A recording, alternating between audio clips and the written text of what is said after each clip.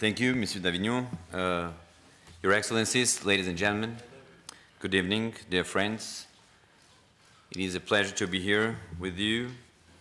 I'm pleased and honored to address this esteemed audience at Egmont Royal Institute today, in the margins of my first visit to Brussels, in capacity of the Prime Minister of Georgia. Let me also thank the Institute for giving me this excellent and very timely opportunity to speak here today about Georgia's prospects and challenges, from the summit of Vilnius to the summit of Riga. At the background of significant domestic and foreign policy developments in my country, I have come here to share with you Georgian government's European and Euro-Atlantic integration agenda. I will also speak about the post-Vilnius challenges, not least due to external factors. In conclusion, I shall present to your attention Georgia's expectations for 2015 Eastern Partnership Riga Summit. First of all, let me make it clear that European and Euro-Atlantic integration is the cornerstone of Georgia's foreign as well as domestic policy. It is a national idea supported by the Georgian people and all major political parties. The outcome of October 2013 presidential elections served as a clear demonstration of European aspirations of the people of Georgia. At the same time, we are fully conscious that the European integration is a conscious internal process involving wide-scale reforms, and we perfectly understand it.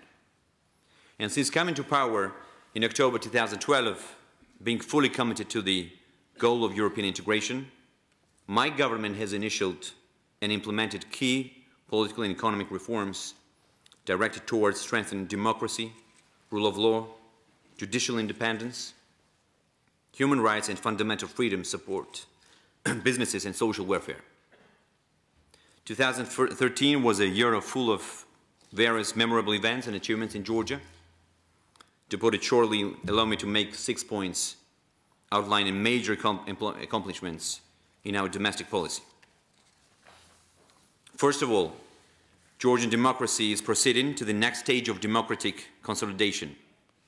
October presidential elections have been widely praised by international observers as free and fair, and besides, the Georgian people made it clear that they will not tolerate any more deviations from the democratic path of development, and I believe this is one of the most important achievements of Georgian nation.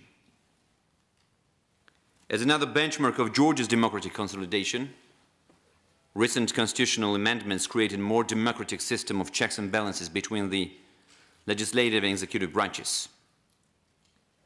The power centered in the hands of the executive authority has been transferred to the parliament to strengthen the representative democracy in our country.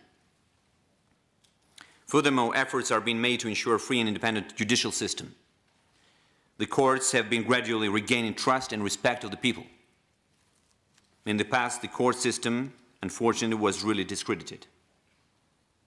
Currently, Georgian media is as free from political pressure as in any other democracy, and I can proudly say that. Protection of human rights and freedoms, including the minority rights, are among our key priorities. We are at the final stage of elaboration of the National Human Rights Strategy, and in this context, we are particularly grateful for the valuable contribution of the European Union Advisor on Human Rights and National Minorities, Mr. Thomas Hammerberg. Last but not least, Georgia is a country where doing business is easy and businesses freely operate in a competitive environment, with strong guarantees of private property rights. And despite the economic challenges, welfare support is doubled. Nationwide health insurance is introduced. A new labor code is fully in line with the International Labour Organization standards. The government finalizes work on the 2020-2020 strategy for social economic development, which aims to ensure a long-term, sustainable, inclusive economic growth in Georgia. According to the World Bank forecast, Georgian economy will increase by 5 to 6% in 2014, more precisely 6.3%. In the last 2 or 3 months, we had significant growth. November, December, 8.1, 8.4%. As a result, strong efforts of the government and firm European aspirations of my people made the year 2013 exceptionally successful for the European Union-Georgia relations. First of all, at the Eastern Partnership Vilnius Summit, we initialed the association agreement, including the deep and comprehensive free trade area, which opened a new chapter in our relations with the European Union. We consider this agreement as a master plan. We call it a master plan for the country's Europeanization. And it reflects a fundamental shift in the political association and provides prospects for an unprecedented level of economic integration with the European Union, and it increases Georgia's attractiveness as a viable investment destination by opening up wide opportunities for businesses. I expect that these new realities will be duly seized by the Georgian international business communities. Another important achievement at the Vilnius Summit was the signature of the framework agreement on participation of Georgia in the EU-led crisis management operations, which above all carries a strong message from our country. Alongside our intensive engagement in NATO's ISAF operation in Afghanistan, Georgia being the largest non-NATO troop contributor. I underline that we are the largest contributor in ISAF mission. Our enthusiasm for joining the European Union partners in the civilian and military missions reflects Georgia's commitment to be not only the beneficiary of the Euro-Atlantic security arrangements, but to remain a reliable partner to the Western efforts to build peace and security worldwide. We have scored significant progress towards finalization of the first legislative phase of the Visa Liberalization Action Plan, which was positively assessed by the Commission. While we hail new opportunities opened by the Vilnius Summit, we must also consider the challenges that come with this process. Number one priority for Georgia is to sign the EU-Georgia Association Agreement as soon as possible. And I made it very clear when I had a meeting previously with President Barroso and today with President Rompuy. And both of them confirmed that we're going to sign this agreement no later than August 2014. And we welcome these statements. On our part, we're doing everything necessary to make this happen. However, I would like to underline that the association agreement in itself is not an end of the game. It is a step towards our eventual integration in the European Union. And as Commissioner Stefan Füle noted at the Munich conference, there should be a light in the end of the tunnel. The second point, ladies and gentlemen, which I want to make here, is that we are more than ever determined to translate declared commitments into concrete actions and policies for the benefit of our citizens. Thirdly, the new realities to be opened by the signature and provisional application of the agreement also imply comprehensive and costly reforms that my country has pledged to undertake. And to this end, the government started to plan the reform agenda in line with the respective obligations under the association agreement. We are also ready to timely finalize the association agenda. Dear friends, a number of Eastern European partners, including Georgia, have come under increasing pressure from the Russian Federation, especially in recent months, to reconsider their European choice, their European aspirations. Of course, we have no illusion as to the possibility of further provocative actions from Moscow, especially before the signature of the association agreement. However, we will remain vigilant to prevent any escalation that could hinder the signature of the implementation of the agreement.